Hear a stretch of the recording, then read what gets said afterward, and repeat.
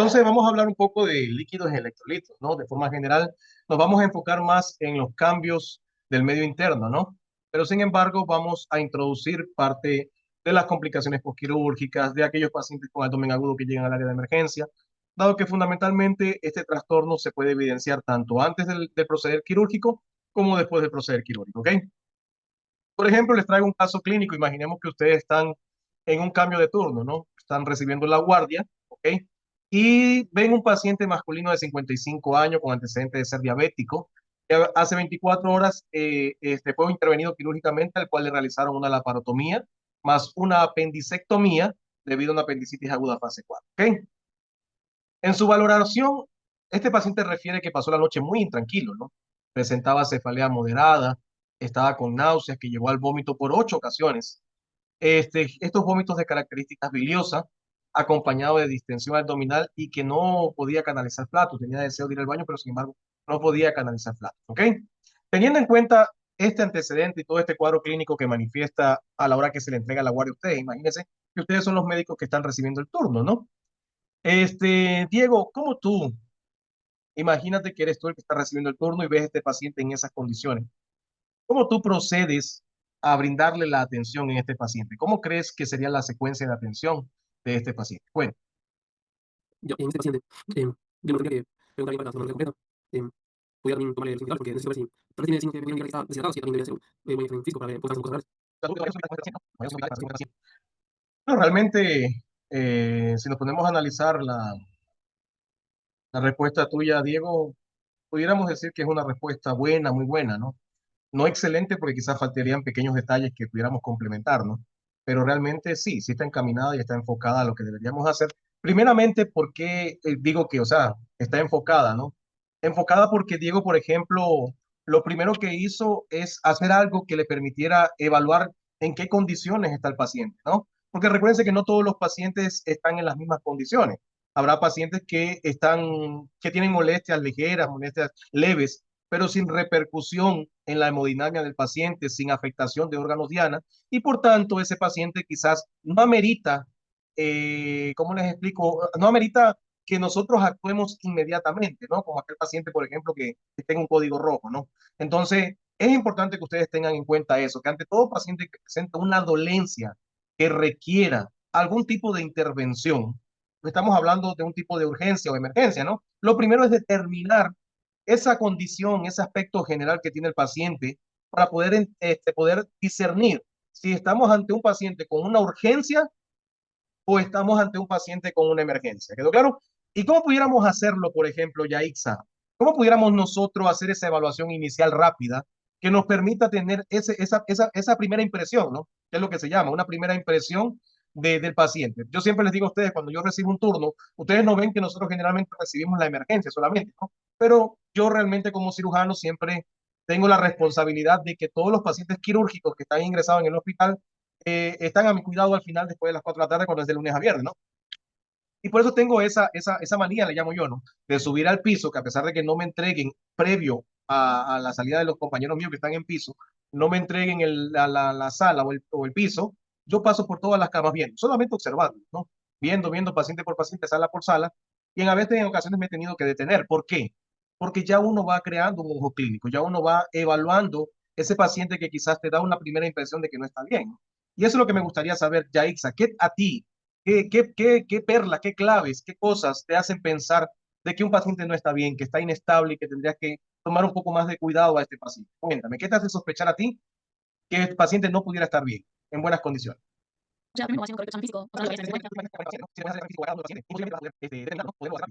Claro, o sea, si lo dice, les va a las necesidades, si tienes una deshidratación, por ejemplo, que es un clásico como el movimiento de los ojos, que seca, tiene fases álgicas, no sé, dolor, también control de la diálisis, y preguntando en todo caso, digamos, en caso de que te traigas un vómito, preguntarle qué es lo que pasa en el tubo, las características del vómito. Ya estás precisando más en una forma más direccionada al paciente, ¿no? Pero vuelvo y reitero, a veces uno tiene que aprender cómo hacerlo más rápido, ¿no? Cómo pudiera enfocarse.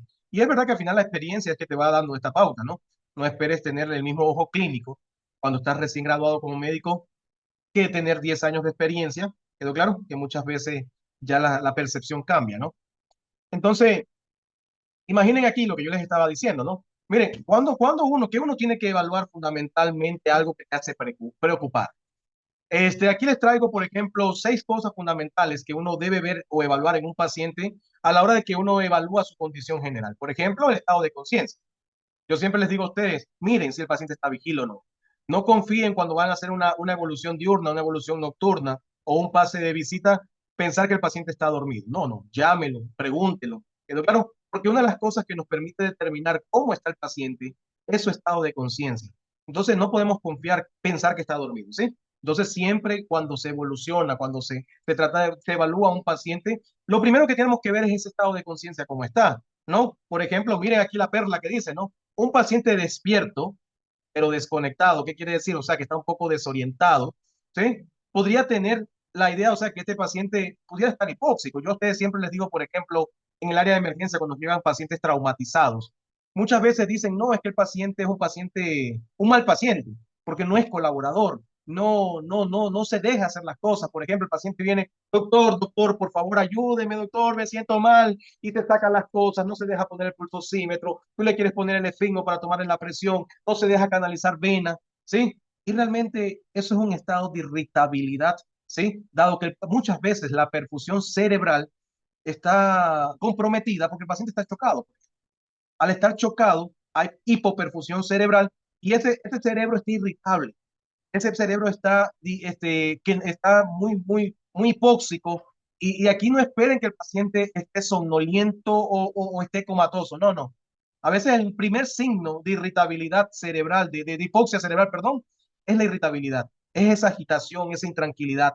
Entonces, tengan en mente eso y aprendan en eso. ¿Sí? Por ejemplo, en el pediátrico, en un niño pequeñito, un niño lactante menor de un año, ¿sí? A veces el llanto, la irritabilidad que se manifiesta como el llanto, es el único signo de hipoxia.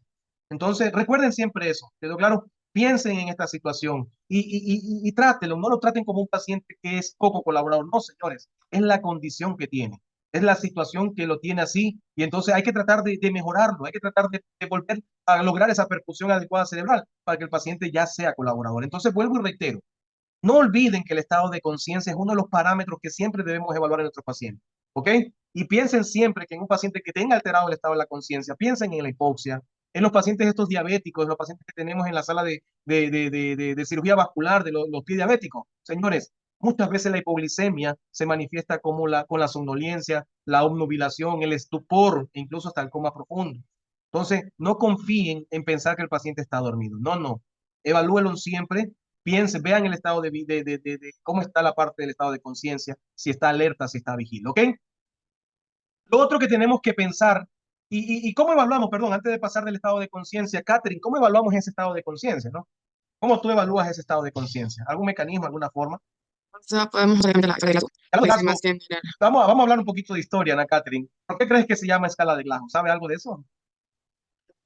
Voy a hacer no, en reconocimiento a quien la creo, siempre es así, pero no Ah, me sé la historia ¿tú si me crees que es una preguntas. persona que se llama Glasgow? No. Capaz, No, hay una ah, ciudad, sí, ahí se europea, creó. que ahí hubo un congreso, ¿no? Un congreso donde se reunieron y fue justo creada en esa ciudad y es a nombre de esa que toma esta, ¿no? Recordar que la escala de Glasgow fundamentalmente cuando se creó para el trauma craneoencefálico. Ya después fue muy difundida y ya fue aceptada para evaluar múltiples estados neurológicos, fundamentalmente el estado de conciencia, ¿no? Ya sea en el ACV, en cualquier tipo de patologías que deteriora el estado de la conciencia. Incluso miren, en la sepsis mismo. ¿Sí? Cuando tú ves quiz software, te das cuenta que una de las cosas que mide de los puntos del quiz software es el estado de conciencia en base al Glasgow que tenga el paciente. Entonces, eso es importantísimo, quedó claro saber cómo lo hacemos. ¿Y cómo lo hacemos, Katherine, en el Glasgow? Cuéntame.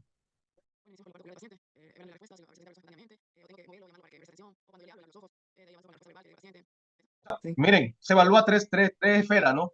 La parte ocular, la parte verbal y la parte motora. ¿Quedó claro? Entonces, recordar que este glajo tiene un mínimo de 3 puntos con un máximo de 15 puntos. ¿Quedó claro? 3 puntos, ¿por qué? Porque el mínimo es 1 cuando tú das el puntaje, ¿no? Y como son 3 esferas, es 1 y 1 y 1 hace 3. Entonces, recordar que el 1 es cuando no responde el paciente a ninguno de los estilos, ¿ok? Recordar que primero, en ocasiones, se ve, por ejemplo, en cuanto a la parte ocular, si hace la apertura ocular de manera espontánea mientras que cuando vemos la parte verbal, es si el paciente está orientado y tiene un lenguaje coherente, que se comprenda adecuadamente, pero aparte de que se comprenda y que sea coherente, es que esté bien orientado a las preguntas que nosotros le hacemos, ¿no? Y en la parte motora es que si ese paciente obedece orden. Y es así, tiene puntaje. A medida que va el paciente deteriorando el estado de la conciencia, muchas veces ya no tiene esta respuesta, sino que muchas veces tenemos que estimularlo, por ejemplo, hacer estímulos verbales para que el paciente pueda abrir los ojos, o hacer llamarlo y preguntarle y evaluar esta parte verbal, cómo es su respuesta. Y entonces incluso en ocasiones al llamado no responde y tenemos que hacer estímulos dolorosos. Y entonces en base a esos estímulos que damos es el puntaje que le vamos a dar. No se olviden, importante señores, esto en la medicina hay que aprendérselo de memoria. Como les dije, es una cosa importante, es una clave para que ustedes puedan determinar si ese paciente realmente amerita una intervención urgente, inmediata. Es un paciente que no, que está estable y podemos indagar, como dicen ustedes siempre, hacer un buen examen físico, un interrogatorio más minucioso. Pero claro, en el paciente grave, en el paciente inestable, no tenemos, señores, ese tiempo. En el paciente inestable, en el paciente grave, hay que actuar rápido. ¿Quedó claro? Entonces, vuelvo y reitero, tenemos que saber las claves en qué tipo de paciente actuamos rápido, en qué pacientes no. ¿Ok? Entonces, continuemos, ¿no? Otra de las claves es evaluar el estado hemodinámico. Y ahí lo que hablaba Diego, ¿no? Le tomo los signos vitales, doctor. ¿Quedó claro? Para ver cómo está ese paciente. Signos vitales fundamentales como son la presión, la frecuencia cardíaca, la frecuencia respiratoria, ¿sí? El llenado capilar, señoras, aunque no lo crean, cuando el paciente está hipotenso, hay que hacer el llenado capilar. ¿Por qué? Porque es importante el llenado capilar. Porque es uno de los primeros signos que muchas veces se deteriora. La frecuencia cardíaca es uno de los primeros signos que también se deteriora. Entonces, más que la presión arterial. A veces el paciente está normotenso aparentemente, pero está taquicárdico, tú lo ves pálido, tú lo ves irritable, lo ves, por ejemplo, con un tiene capilar más prolongado. Eso te habla de que ya existe cierto grado de shock. No necesariamente necesitamos la hipotensión. E incluso, por ejemplo, tenemos pacientes que a veces son pacientes que manejan presiones elevadas. Quedó claro, presiones, por ejemplo, de 180, 190 la sistólica, 120 la diastólica. Ese paciente con una presión de 120 con 70, ese paciente, señores, va a estar chocado con esa presión, porque su organismo se acostumbró a presiones muy elevadas siempre. Entonces, si la presión le baja, por ejemplo, 40 milímetros de mercurio, la sistólica, a su presión basal, o le baja la tensión arterial sistólica 10 a 20 milímetros de mercurio, ya es shock para él. Entonces recuerden esta situación. Y por ejemplo, les cuento una anécdota mía que me pasó cuando yo recién estaba graduado, ¿no? Una vez me llegó, yo estaba haciendo un turno de una guardia en un centro de salud y me llegó una paciente con una presión muy elevada, ¿no? Señores, yo a ese paciente no lo dejé ir hasta que logré que la presión esté en 120 con 70. No me pregunten la cantidad de medicamentos que le puse, hasta incluso le hice medicina alternativa, un punto acupuntural utilicé para bajar la presión. Le logré 120 con 70 y ¿sabe lo que le pasó? ¡Pum! Se me desmayó. La tuve que llevar rapidito a la sala de emergencia, de ahí de reanimación, de hecho trauma, porque esa paciente se me tocó. Entonces, esas cositas así, uno aprende, ¿no? Y se da cuenta que no todos los pacientes son iguales. Entonces, por ejemplo, un paciente anciano, muchas veces un paciente, recuerden que siempre se les dice que la hipertensión arterial es la enfermedad más, ¿cómo se dice? O sea, que no nos podemos confiar porque muchas veces hay pacientes con presiones elevadas, presiones arteriales muy elevadas y están asintomáticos, no sienten ninguna sintomatología. Entonces, vuelvo a reitero, si no conocemos el paciente, si no tenemos idea, ¿sí?, de cómo es y le tomamos la presión, no nos podemos confiar que esté con 120 con 70 si nosotros lo vemos pálido, lo vemos taquicárdico, lo vemos con el llene capilar muy prolongado, lo vemos irritable con el estado de conciencia alterado. No, señores, no solo la presión determina si el paciente está chocado o no. Por tal motivo, recuerden, todos los parámetros vitales, todos hay que evaluarlo, porque tenemos que evaluar el estado de perfusión tisular y en este caso que estamos viendo un paciente que está teniendo pérdidas extraordinarias, porque nos está diciendo, ¿no? Doctor, he tenido 8 vómitos en toda la noche, me he pasado vomita y vomita, ¿no? Tenemos que evaluar el estado de hidratación, ¿ok? Por ejemplo, Nayelis, ¿cómo yo evalúo el estado de hidratación? Tanto en la parte subjetiva como en la parte objetiva. Cuéntame. Bueno, primero creería yo que hay que preguntarle al paciente, en tal caso, si es que, por ejemplo, si es que ha tenido pérdidas, sea, por ejemplo, un vómitos. En tal caso, si es que lo ha repuesto tomando suero oral, también la diuresis, tal vez. Y aparte, eso sería como subjetivo, preguntándole al paciente, pero también hay O sea, cuando te refieres a la una, diuresis, ¿te refieres al ritmo diurético? Porque quizás, por ejemplo, un paciente hospitalizado, quizás sí hayamos hecho un balance, ¿no? Y se haya notado las pérdidas, pero por ejemplo, un paciente que no ha estado hospitalizado y recién acude al área de emergencia por una dolencia, ¿no? ¿Cómo tú evaluarías esa partecita en la parte subjetiva? O sea, preguntándole si tal vez ha ido a hacer sus necesidades, ha ido al baño con normalidad, cuántas veces al día, O si sea, es que ha notado algún así mismo, cambio ¿sí? Siempre en es la cantidad. importante. Y ustedes lo ven a veces en el niño. Ustedes ven el pediatra siempre pregunta, ¿y el niño orinó? ¿Cuándo fue la última vez que orinó? ¿A qué hora fue la última vez que orinó?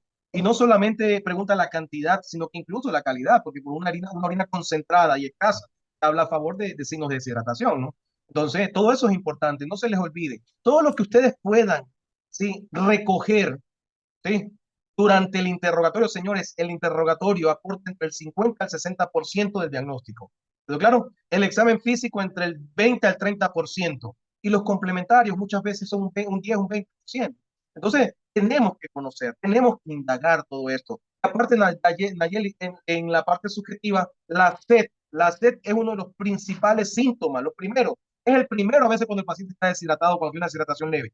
El paciente lo único que dice, doctor, estoy sediento, tengo sed, tengo deseo de tomar agua. Entonces, no se olviden de ese síntoma, ¿no? Es uno de los primeros que ustedes deben averiguar. Está con sed, tiene sensación de sed, ¿ok?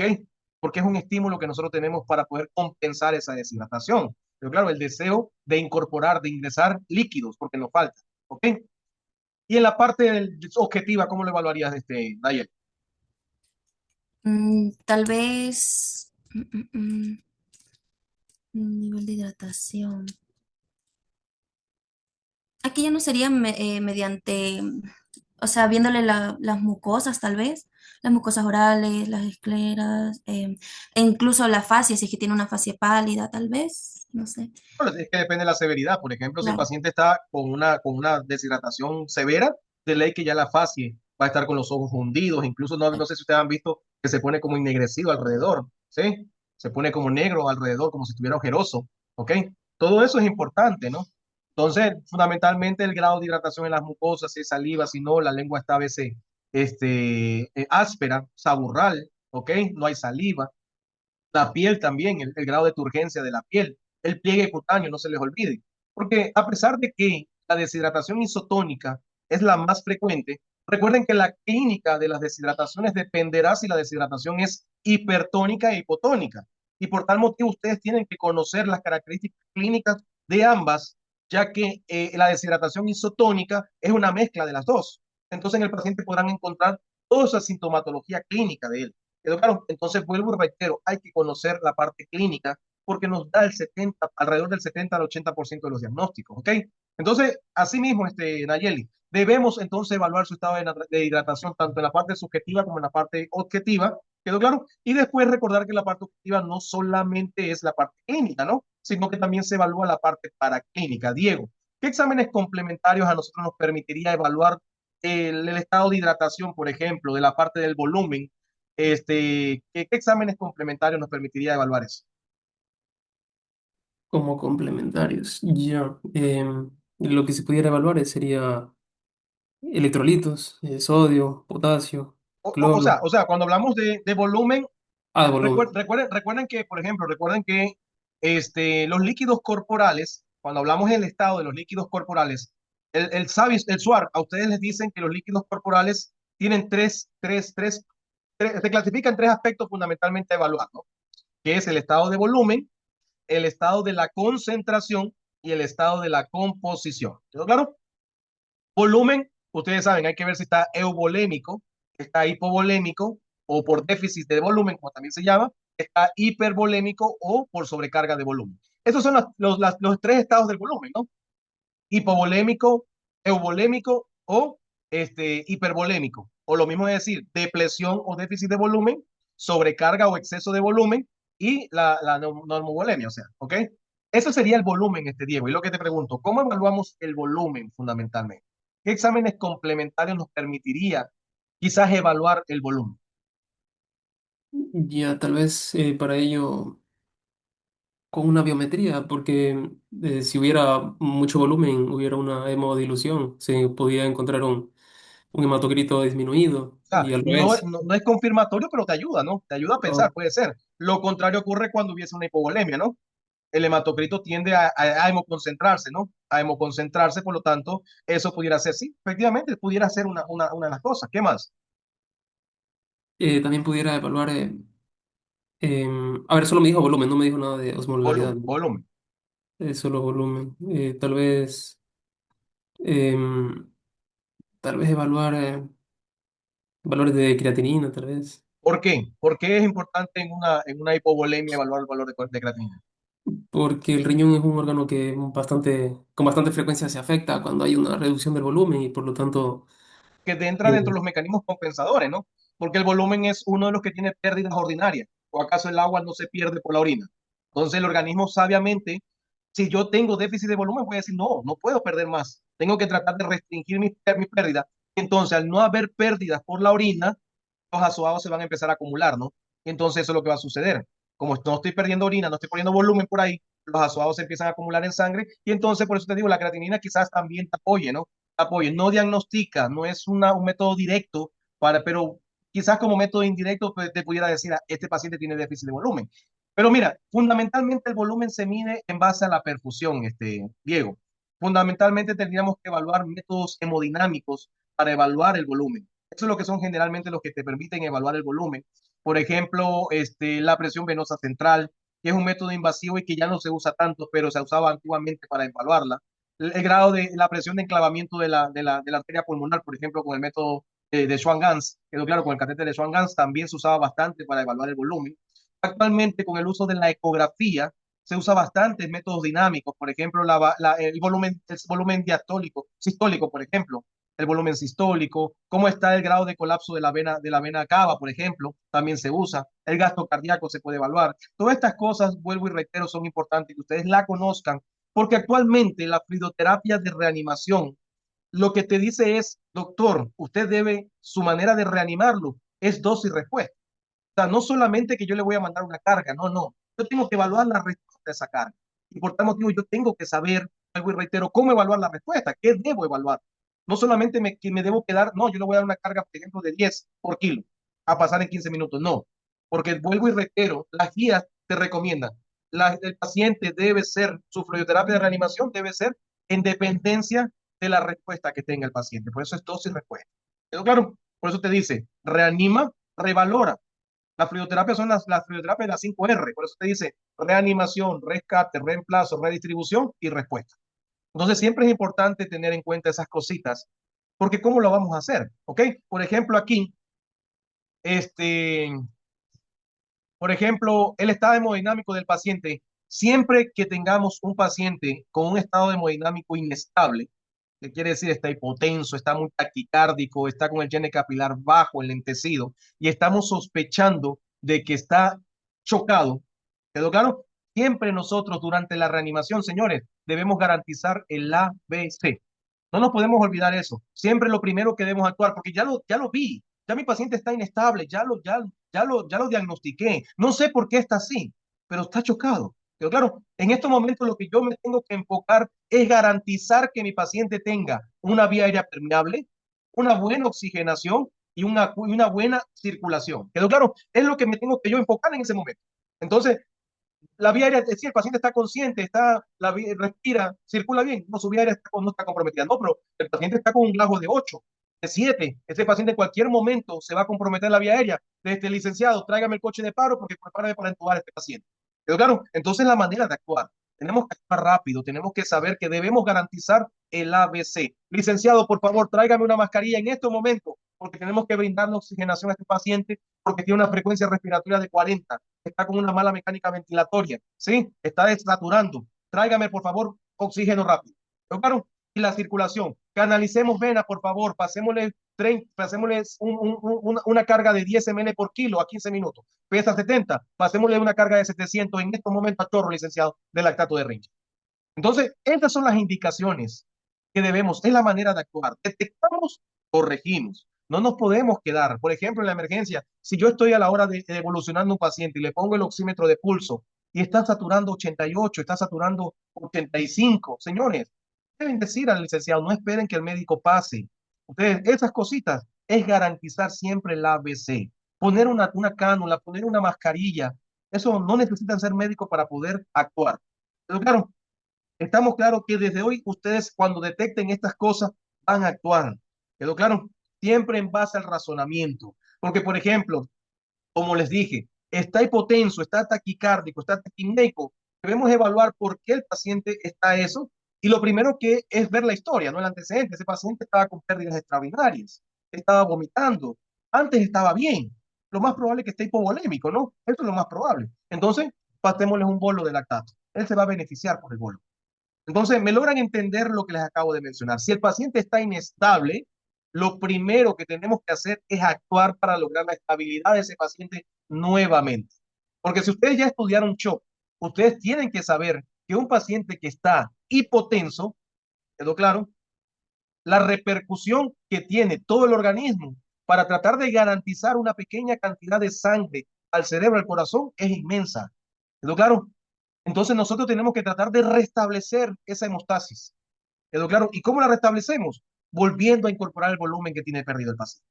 ¿Ok? Entonces la perla aquí, mire, por ejemplo, dice, todo paciente con una piel húmeda y fría, pero claro, o sea, que está diaforético, eso es lo que te quiere decir, húmeda y fría es este paciente diaforético con un sudor pegajoso, pero claro, está chocado hasta que no se demuestre lo contrario. Por eso hay que tomar los signos vitales, ver la perfusión, ver el llene capilar, la coloración, ¿sí? Y aparte de si el paciente está con las mucosas muy secas, está taquicárdico, pensar de que es producto de pérdidas extraordinarias y está muy deshidratado. ¿Quedó claro? Dudas hasta aquí. Ok. Entonces, otro de los puntos es evaluar la fase, señores. ¿Sí? Solamente con el hecho de ver la fase que tiene el paciente te dice mucho. Por ejemplo, en nuestros pacientes en el área de emergencia, ver esa fase adolorida, ver ese paciente con esa fase ictérica, ver esa paciente con esa fase hipocrática, que es una de las que más le tememos, porque muchas veces la fase hipocrática es del paciente que en ocasiones está moribundo, está séptico, está bastante infectado. Por ejemplo, el paciente de la cama 36 a mí me preocupaba porque yo les estaba viendo ya casi esa cara antes de que antes de que lo interviniéramos, ya me preocupaba. Solamente con el hecho de verle la apariencia, la fase que tenía, ya me preocupaba sinceramente. Entonces, vuelvo y reitero, miren el grado, o sea, esto es la clínica, ¿no? Solamente con verle la carita, la apariencia, la coloración de la piel, esa coloración terrosa del paciente infectado.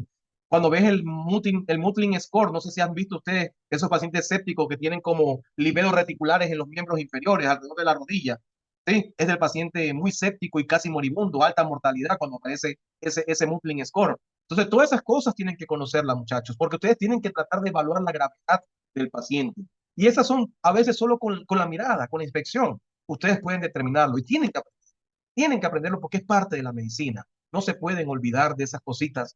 Y por eso les digo, estudien, revisen, profundicen, porque la medicina es tan amplia, es bastante amplia, que a medida que van pasando los años, van a ir aprendiendo. Quizás todo no lo puedan aprender al inicio, pero poco a poco, poco a poco. Primero lo básico y van profundizando y profundizando y llegarán al momento que sean excelentes médicos. ¿Pero claro? Pero no se queden solo con lo básico. No, no. Tienen que ir aprendiendo, viendo, profundizando, estudiando más artículos, ¿sí? Y todas estas cosas tienen que ganar.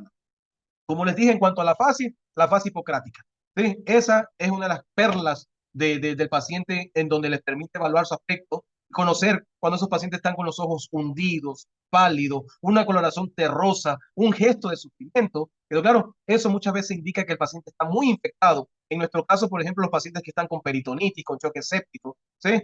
Las complicaciones postquirúrgicas, por ejemplo, las peritonitis terciarias, las reintervenciones por fugas anastomóticas en estos pacientes, ¿sí? No sé si también, por ejemplo, el paciente de la cama 15, a mí el día viernes me preocupaba cómo estaba, vea, esa apariencia que tenía, general me preocupó ver ese paciente como estaba mal distribuido, con edema por todo el cuerpo, por la hipoalbuminemia que tenía, ¿ok? Todas esas cositas deben ir aprendiendo al momento. Y miren, solamente con el hecho de evaluar su condición general. Miren todo lo que hemos hablado, ya hemos hablado casi una hora, solo del aspecto general de este tipo de pacientes que ustedes deben conocer, ¿ok?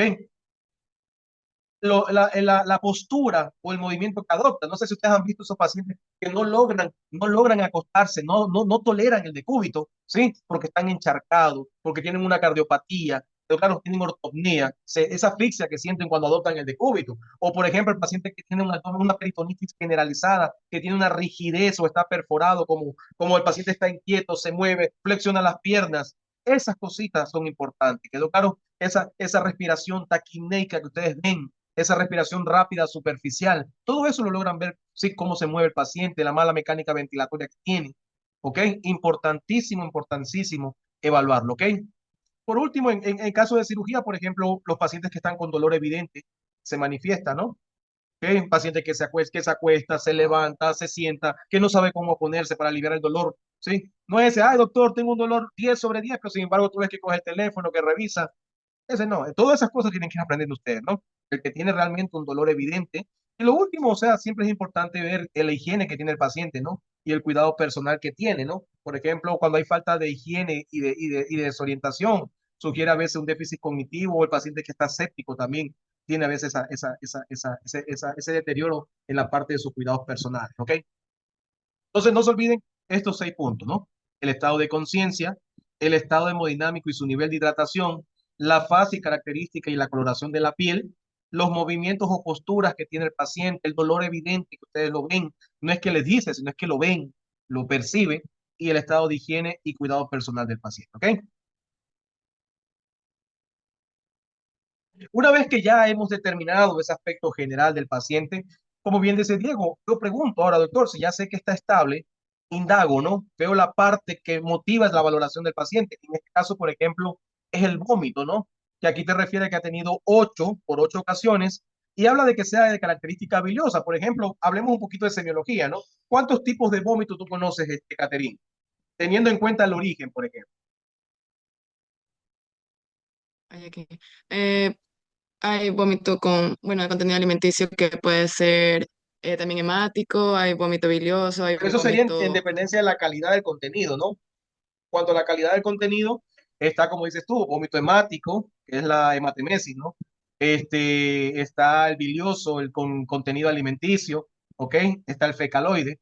Ok, ese es en dependencia de la calidad del contenido, pero yo te pregunto teniendo en cuenta su origen. ¿Por qué esto es importante? Porque a veces nos enfocamos a la parte digestiva y el vómito no es digestivo, sino que, por ejemplo, es porque el paciente tiene mareo, tiene vértigo y eso generó el vómito, ¿no? Entonces, por eso es importante que ustedes tienen que conocer la semiología de todos los síntomas. No solamente es decir vómito, no, no. Para yo poder llegar a un diagnóstico, tengo que conocer todas las características semiográficas de ese síntoma y ver qué lo puede ocasionar, ¿no? El vómito, según su origen, puede ser central o periférico, ¿no? Entonces, no se olviden que el vómito central tiene una característica semiológica. Por ejemplo, Diego, ¿cuál es esta característica semiológica? Y en proyectil, tal vez. Pero ¿a qué le llamamos vómito proyectil? Sí, así se conoce. El nombre en vómito es proyectil, en escopetazo. Pero ¿cuál es, por ejemplo, qué característica semiológica tiene ese vómito?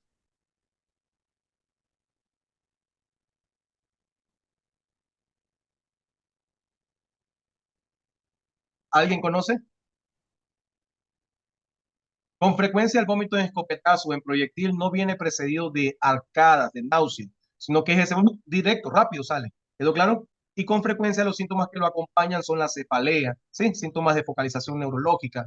Esa es la característica diferente al vómito periférico, que con frecuencia viene precedido de un estado nauseoso, de arcadas, ¿quedó claro? Previo al vómito. Entonces, eso es importante determinar, porque vuelvo y reitero, el vómito en escopetazo, cuando tú lo sospechas, por ejemplo, hacerle un fondo de ojo sería importantísimo, ¿no? Porque con frecuencia el vómito de escopetazo es parte de la triada de la hipertensión endocraniana.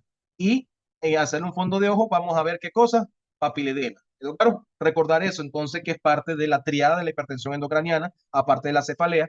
Y entonces, vuelvo y reitero, es importante determinarlo, ¿ok? En este caso, tenemos vómito o el número de 8 bilioso, acompañado de distensión abdominal. ¿Quedó claro? Cuando hablamos de distensión abdominal, te pregunto, ¿qué puede ocasionar una distensión abdominal? ¿A qué le llamamos distensión abdominal, Yaixa? Sería la sensación de,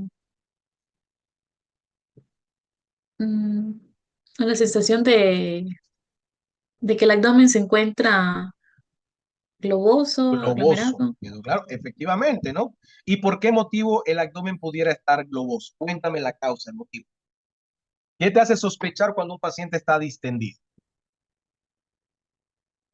Digamos, en este caso, por lo que no canaliza flatos, podría estar pensando en una complicación No me digas todavía la postquirúrgica. enfermedad. Dime solamente Ah, como ya. la parte fisiopatológica, ¿ok? ¿Por qué razón pudiera estar globoso? porque disminuye el tránsito intestinal, entonces las asas se encuentran distendidas, entonces hay un ¿Y por qué mayor... motivo se encuentran distendidas? ¿Qué hay en el contenido? Aire y líquido, ¿no? Y ahí es lo que yo quiero que Ujú. ustedes entiendan. Es importante, no desvinculen nunca la fisiopatología de las cosas. ¿Por qué les estoy diciendo esto? Porque, por ejemplo, ustedes dicen, no, doctor, el paciente está deshidratado porque presentó 8 vómitos. Pero es que recuerden que si el paciente está distendido porque dentro de la luz intestinal hay líquido, eso también lo puede tener deshidratado, porque tiene algo que se llama secuestro en un tercer espacio, ¿sí? Porque el líquido está atrapado en la luz intestinal que no se está absorbiendo. Entonces, todo el líquido está sobre esa zona. Entonces, por eso también puede estar deshidratado el paciente, ¿no? Y vuelvo y reitero, aquí también porque puede estar distendido, como dices tú, no solo por el líquido, sino que puede ser porque esté lleno de gases, ¿no? Y entonces, ¿cómo yo clínicamente puedo saber si lo que está en ese abdomen es líquido o es gas, por ejemplo? ¿Qué yo pudiera hacer para poderlo determinar y poder entender? Ya te hice una cosa para que te Por orientes. ejemplo, en el examen físico uno podría... ¿Me pregunta a mí? Sí, Sí. Por ejemplo, en el examen físico, a través de la percusión, de la va a percusión. haber, va a haber un timpanismo aumentado en la zona abdominal Cuando y es, cuando digamos, es aire, eh, ¿no? Cuando es aire, ajá, va a haber un timpanismo aumentado y si es líquido, va a haber ¿qué? matidez. Matidez. Ahora, ese líquido no necesariamente solamente está en la luz intestinal, sino que puede estar en donde también, en el peritoneo, ¿no? Y cuando el líquido está en el peritoneo, ¿cómo le llamamos? Asitis, ¿no? Entonces, la distensión abdominal puede ser por asitis. Millones de veces a mí me han llamado para que valore un paciente supuestamente obstruido, ¿quedó claro? Y yo lo valoro clínicamente, le digo, no, doctor, mándale una ecografía porque esto es una asitis. Entonces, como dices tú, percutiendo solamente, creo que lo que hay es matidez, predomina la matidez sobre el timpanismo, ¿quedó claro? Y aparte de eso, hago la onda asítica y ya me garantiza, me da la impresión más que es asitis. Le digo, no le hago una radiografía, hágale una ecografía porque lo que tiene es asitis. Entonces, vuelvo y reitero, no solamente pensemos que la distensión abdominal es solo por un hilo. Entonces, tenemos que estar bien claro, y ahí me refiero, ¿no? No nos podemos solamente limitar a los síntomas. Tenemos que esos síntomas, en base a los síntomas, hacer una exploración física. Eso es lo que yo quiero que ustedes logren comprender. ¿Pero claro? Que yo veo el síntoma, veo la fisiopatología del síntoma y en base al síntoma exploro. ¿Sí? Porque, por ejemplo, cuando me dijeron vómito, si yo pienso que el vómito es central, voy acá a la cabeza, voy a ver cómo están las pupilas, voy a ver cómo está el reflejo pupilar, voy a ver si hay signo meningio o no, ¿no? Voy a ver si hay signo, me voy a enfocar más a la parte neurológica. Pero si veo que es vómito periférico, me voy a enfocar más a la parte, ¿quedó claro? Digestiva. Entonces, a eso quiero que ustedes logren comprender, porque a la hora que vayamos a hacer un examen físico, yo les vaya a evaluar un taller práctico, señores, ahí es que les voy a ver la habilidad y la destreza que tengan para explorar a un paciente. ¿Quedó claro? Por eso les estoy dando la clase, les estoy dando la pauta para que logren comprender cómo van a ser evaluados. ¿Ok? Ahora, entonces vuelvo y reitero, acompañado de distensión, no canaliza flatos. Con estos síntomas, por ejemplo, lo que hemos visto hasta ahora, por ejemplo, Nayeli, aparte de esto que está puesto aquí, el paciente refiere molestia, no refiere tanto dolor abdominal, refiere molestia abdominal por la distensión. Aparte de eso, no ha tenido fiebre, quedó claro, no ha tenido fiebre. Y, por ejemplo, está sediento, ¿no? Tiene sed y refiere que ha tenido un balance. Por ejemplo, tú revisas la historia clínica y te das cuenta que ha orinado poco, ¿no? Te das cuenta que ha orinado poco. ¿Qué harías tú ahora ya teniendo todos estos datos en la parte subjetiva, por ejemplo? O sea, se podría, ya recabando La todos los parte datos, subjetiva, te he hablado de la parte subjetiva todavía. o sea, teniendo solo lo subjetivo. Sí. Bueno, ahí seguiría con el examen físico. Ah, Entonces, ya hacemos la tercera parte, ya evaluamos también la semiología de cada síntoma, la fisiopatología de cada síntoma la conocemos y en base a eso evaluamos al paciente, ¿no? Ahora, ¿qué hacemos en un examen físico? No, siempre es importante evaluar los antecedentes previos, ¿quedó claro? Porque yo necesito enfocar mi examen físico en base a todo lo que yo pueda recabar previo, ¿no? Por ejemplo, el antecedente quirúrgico, por ejemplo. Yo recién conozco al paciente. Ya me dijeron que es esto, pero voy a revisar la historia clínica, voy a ver el protocolo operatorio, voy a revisar los hallazgos operatorios para ver cómo fueron, porque por ejemplo hasta ahora no me han dicho cómo le encontraron, ¿no? Porque apendicitis aguda fase 4, por ejemplo, Diego, ¿qué quiere decir apendicitis aguda fase 4?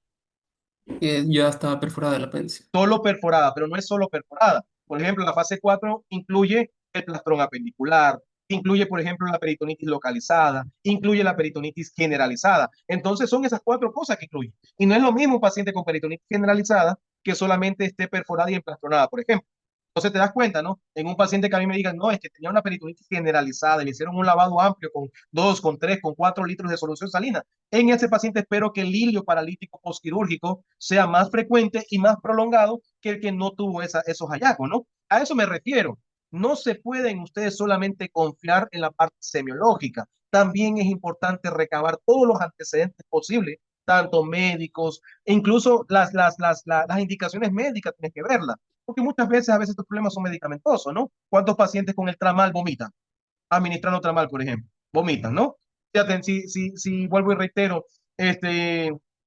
por ejemplo, vemos también cuánto tipo de hidratación, cómo estaba la hidratación de este paciente, porque ahora aparentemente está bastante deshidratado, ¿no? Todas estas cosas tenemos que tener en cuenta. Yo les dije al inicio, cuando ustedes empezaron en cirugía, yo no les quiero enseñar medicina, yo les quiero enseñar a ser médico, y es lo que yo necesito que ustedes aprendan. Y por eso les estoy dando todas estas pautas, porque es como deben guiarse la evaluación del paciente cada vez que ustedes tomen un caso clínico, cualquiera que sea, es lo que deben hacer. ¿Quedó claro? Ahora sí, ¿no? Viene el examen físico, Nayeli, recién, ¿no?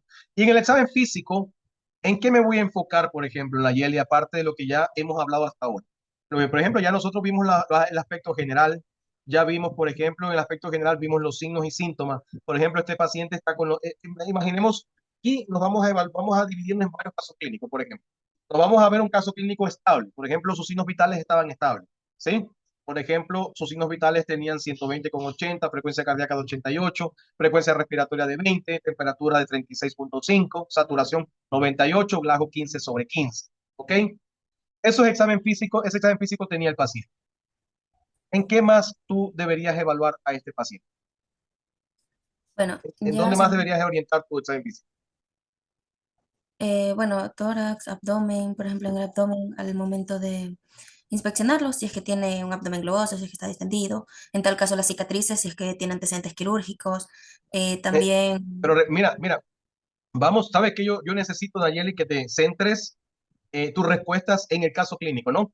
Porque, por ejemplo, si ya empiezas a hablarme de cicatriz quirúrgica, me estás hablando de un paciente que ya lleva años operado, ¿no? Porque no es lo mismo una herida quirúrgica, que es porque tiene 24 horas de operado, ¿no? Eso le hablamos de herida quirúrgica. Cicatriz quirúrgica ya es cuando el paciente lleva meses, años operado, ¿no? claro, Entonces, entonces, perdón, continúa. en este caso sería ver la herida quirúrgica, si es que está con signos, no sé, de si es que está enrojecida alrededor, si es que hay dolor alrededor de la herida, que me Ya, imagino que sí va ahí, a ahí es haber. una de las cosas que les voy a llamar la atención, por ejemplo. Cuando me dicen eso, me da la impresión que no saben cuando vemos el tema de infecciones del sitio operatorio, ¿no? Por ejemplo, este paciente tiene 24 horas de evolución. Difícilmente, no es que sea imposible, puede ser que sí, pero difícilmente una infección del sitio operatorio aparece a las 24 horas de operado. No sé si ustedes recuerdan el pacientito de la cama 15. El día viernes yo fui. ¿Por qué yo fui el día viernes? Porque si el paciente hubiese hecho una dehiscencia de la sutura, de la anastomosis, lo más probable que hubiese sido culpa mía, lo más probable que hubiese sido un error técnico en la parte quirúrgica. ¿Quedó claro? Entonces, eso no ocurre con frecuencia. Entonces, por eso me llamó la atención a mí. Yo decía, pero tan pronto que estén sospechando en una dehiscencia de sutura. Entonces, yo fui a corroborar eso porque no es frecuente. Entonces, vuelvo y reitero, miren ahora, el paciente no le encontraron ningún tipo de dehiscencia. Entonces, se justifica en la parte estadística de la frecuencia, en el orden de frecuencia de que aparecen estas complicaciones. Entonces, vuelvo y reitero, aquí me tengo que enfocar más, Nayeli, en lo más frecuente. Por ejemplo, si yo sé que ya recabé ese dato de que tiene 24 horas de operado, ¿qué yo tendría que evaluar con más, o sea, enfocar más mi examen físico? ¿Qué más tendría que yo buscar realmente? Si es, no sé, mm, tal vez, Por ejemplo, una así que no, distensión abdominal no puede ser secundaria a una hemorragia. sí, E sí, incluso cuando vemos un paciente traumatizado, en el abdomen secuestra líquido, el paciente se distiende. Los ruidos giratorios se ausentan. Y eso es un signo a veces de líquido libre en cavidad producto de una hemorragia. Entonces lo mismo puede pasar en el posquirúrgico. Entonces me enfoco más en ver la coloración de la piel, si hay palidez, porque vuelvo a decir, no solo ver la distensión, ¿no? Pero ahí viene el juego del conjunto de síntomas y signos, ¿no? Para yo poder enfocar mi síndrome. ¿Quedó claro? Entonces, está pálido, está con el llene capilar prolongado, está taquicárdico, ¿quedó claro? Lo más probable es que sí, que esa distensión pueda hacer que haya un foco hemorrágico. Pero claro, tiene drenes, no tiene drenes, evalúo el contenido por el dren, ¿sí? Entonces vuelvo y reitero, recuérdate que siempre está esa semiotecnia, ¿no? Inspección, auscultación, percusión y palpación, ¿no? Examen físico general, regional y por aparato, céfalo-caudal. Siempre esas cosas ustedes deben conocerlas, ¿no? Y entonces vuelvo y reitero, ahora cuando lo enfocamos, tenemos que evaluar las principales causas. Entonces, distensión, vómito, ¿sí? No canaliza flatus, lo más probable es que esté buscando un foco inflamatorio, un hilio, pero el hilio paralítico no es el único, es el posquirúrgico. El hilio paralítico puede ser metabólico, inflamatorio, medicamentoso. ¿Quedó claro? Entonces, por esa razón, tengo que enfocar mi examen físico, ¿ok? Ahora vuelvo y reitero, por ejemplo, los ruidos aéreos es importantísimo, ¿no? Porque si un paciente tiene ruidos aéreos de lucha, lo más probable es que sea una obstrucción mecánica, ¿no? Porque es posible. No pensemos solo en hilio paralítico, ¿no? No canaliza flato porque hay algo que lo está obstruyendo y el tránsito está detenido por eso. Pero los movimientos peristálticos se están dando porque están luchando contra ese obstáculo. ¿Pero claro? Pero si están ausentes, pienso que puede ser un hilio paralítico, ¿no? Y entonces me enfoco más en el posquirúrgico, en el metabólico, en el medicamentoso. ¿Ok? ¿Me logran comprender? Evalúo si hay signos de irritación peritoneal, porque si hubiese signos de irritación peritoneal, me enfoco más a un hilio paralítico pero inflamatorio, un absceso, una colección, una fuga anastomótica. ¿Ok? Entonces, miren todas las complicaciones que hemos pensado, ¿no? Pero solamente en el examen físico, enfocándome en el examen físico. ¿Quedó claro? Entonces se dan cuenta, evalúo esto porque pienso esto, evalúo esto porque pienso lo de acá. Así es como se debe enfocar el examen físico, no solamente hacer maniobras por hacerlas. No, cuando yo hago una maniobra es porque estoy buscando algo. ¿Quedó claro? Es porque dentro de mi pensamiento estoy haciendo un razonamiento con los diferentes diagnósticos diferenciales que yo estoy sospechando. Y por lo tanto, eso me va a permitir confirmar o descartar dichos diagnósticos diferenciales. ¿Quedó claro? ¿Okay? Ahora, después que hacemos el examen físico, por ejemplo, aquí, el examen físico de este paciente, por ejemplo, sus signos vitales dice una tensión arterial 105,70, una frecuencia cardíaca de 104, una frecuencia respiratoria de 20, tiene una temperatura de 37, una saturación de 96, un peso de 70 con un glasgo de 15-15, ¿no? Su apariencia general es regular, mucosas orales muy secas, 2 cruces, con pérdida de la turgencia de la piel, 3 cruces, ¿no? Tórax, ambos campos pulmonares no inflados, abdomen globoso, distendido con discreto dolor a la palpación, y aquí, por ejemplo, los ruidos urinarios están ausentes, ¿no? Me faltó esa partecita. Neurológico vigil, orientado en tiempo, espacio y persona, no signos meningios, ¿ok? En base a eso, ¿qué nos tocaría hacer, Catherine?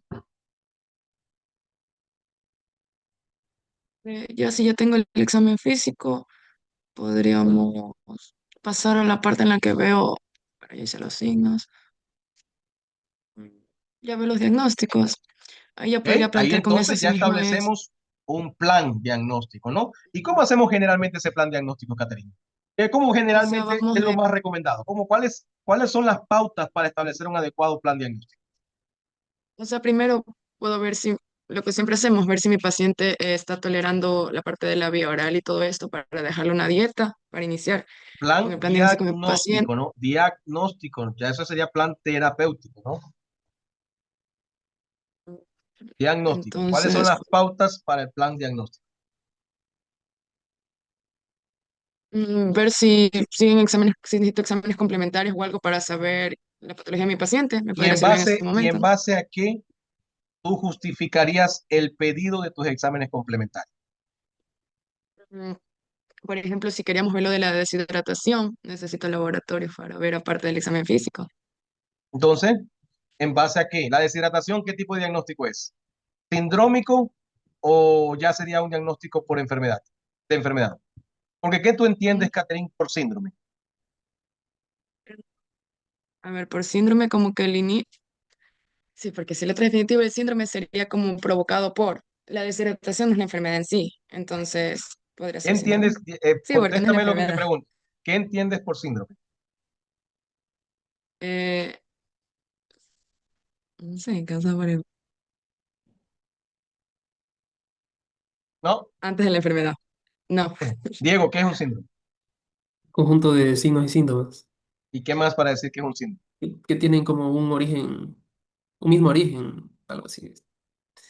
Yaisa, ¿qué es un síndrome? Es el conjunto de signos y síntomas propios de una enfermedad. Nayeli, Igual es un conjunto de signos y síntomas que propios de la enfermedad, pero aquí también abarca lo que es la etiología, la fisiopatología, no. O sea, etcétera. pero que, por ejemplo, miren, la apendicitis aguda tiene un conjunto de síntomas y signos. Por ejemplo, dolor en posiliaca derecha, fiebre, náusea, signo de Bloomberg, Rosing, todas, ¿no? Hay un conjunto de síntomas y signos, sin embargo, la apendicitis no es un síndrome. Entonces, vuelvo y reitero, yo siempre les he dicho que para hacer una definición tiene que ser lo más precisa posible para poder saber de qué estamos hablando, ¿no? Es verdad que un síndrome es un conjunto de síntomas y signos, pero este conjunto de síntomas y signos, ¿sí? Son iguales en múltiples enfermedades. ¿Pero claro? Por ejemplo, si yo planteo un abdomen agudo inflamatorio, ¿pero claro? Por ejemplo, la colecistitis. La colecistitis da dolor abdominal, da fiebre, da náuseas como síntoma, ¿no? O como signo de la fiebre. Pero tiene el signo, por ejemplo, tiene signo de rebote, tiene contractura, defensa muscular, tiene fiebre. ¿Quedó claro? Entonces, miren la cantidad de síntomas y signos que le dije, ¿no? La apendicitis tiene dolor abdominal, tiene náuseas y vómitos, tiene alza térmica, tiene signo de rebote, tiene defensa muscular. No era lo mismo que la colecistitis. Y así podemos hablar en la pancreatitis y así podemos hablar en la diverticulitis. O sea, hablamos de diferentes enfermedades, pero tienen un conjunto de síntomas y signos que son los mismos. ¿Por qué? Porque son agrupados en un solo síndrome. A eso me refiero. Entonces, la deshidratación, Caterín, es un síndrome porque la deshidratación la puede dar, por ejemplo, la pancreatitis aguda, la apendicitis.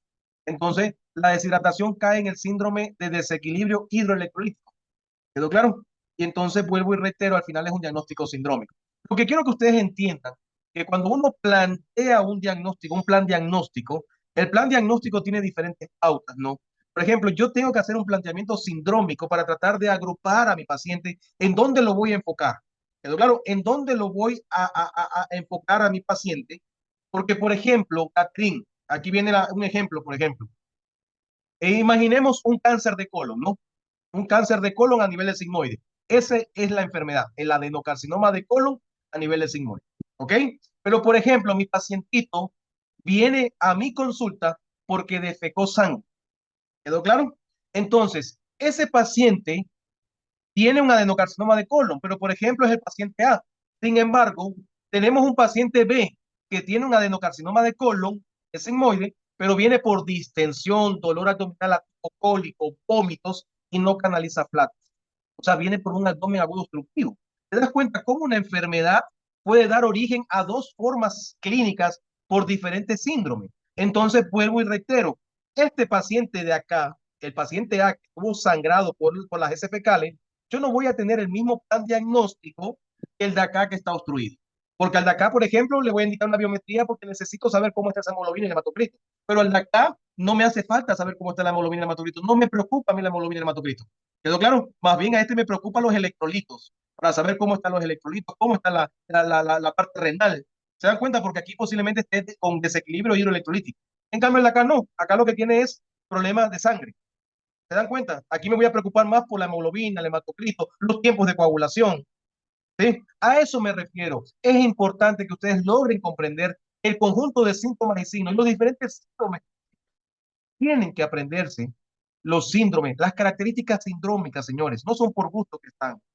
¿Qué les oriento en estos momentos? Que ya empiecen a memorizar qué caracteriza, por ejemplo, un síndrome hidroelectrolítico de tipo déficit de volumen. ¿Qué caracteriza de tipo sobrecarga de volumen?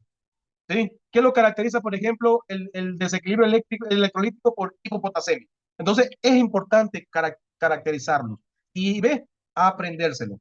Porque en base a eso son los diferentes exámenes complementarios, Caterine. Por eso yo te preguntaba, ¿no?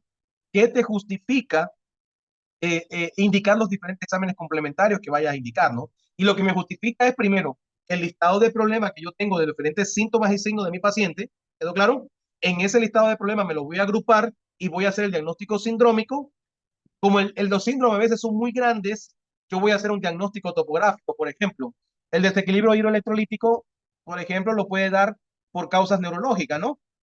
Pero, por ejemplo, yo acá creo que no. Yo pienso que topográficamente el problema está a nivel digestivo, entonces me voy a enfocar a nivel digestivo. Y ya ves, descarté todas esas patologías neurológicas. Ya no pienso acá en el cerebro.